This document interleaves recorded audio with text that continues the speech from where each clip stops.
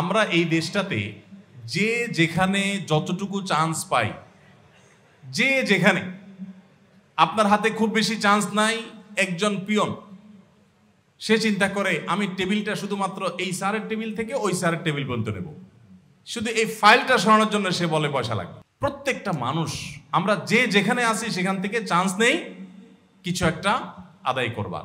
আমার ভগ্নিপতি অমুক, তাকে দিয়ে তমুকেরটা তমুক আদায় করে দিব, আমার চাচাতো ভাই অমুক, আমার বাপ অমুক, আমার খালু অমুক। গোটা দেশের প্রত্যেকটা বিষয় আমরা এভাবে দুর্নীতি দিয়ে ভরে ফেলেছি। আপনি হলের ডাইনিং ম্যানেজার থাকেন আর যেটাই থাকুন না কেন, শিক্ষার্থীদের টাকা যদি উত্তোলন করা হয়ে থাকে সেটা আপনার কাছে আমানত। আপনার যদি কোনো পারিশ্রমিক নেওয়ার রাইট থাকে, সেটার জন্য অফিসিয়াল ডিসিশন হবে, সেই ডিসিশনের আকারে আপনি নেবেন, সেই ডিসিশনের আলোকে আপনি নেবেন।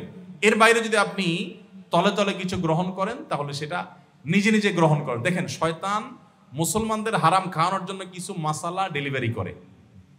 মশালা ডেলিভারি করে এরকম শয়তান বলে যে দেখো তুমি তো এখানে পরিশ্রম করছো, তোমার তো কষ্ট আছে, আসলে ডিউটির বাইরেও তো তুমি কত কষ্ট করছো, তুমি একটু নিতেই পারো। এরকম বিভিন্ন মশালা দেখবেন মনে মনে উদ্রেক হয়, তখন বুঝবেন যে ইবলিস হাজির হয়ে গেছে আমার এখন মশলা ডেলিভারি দেওয়ার জন্য।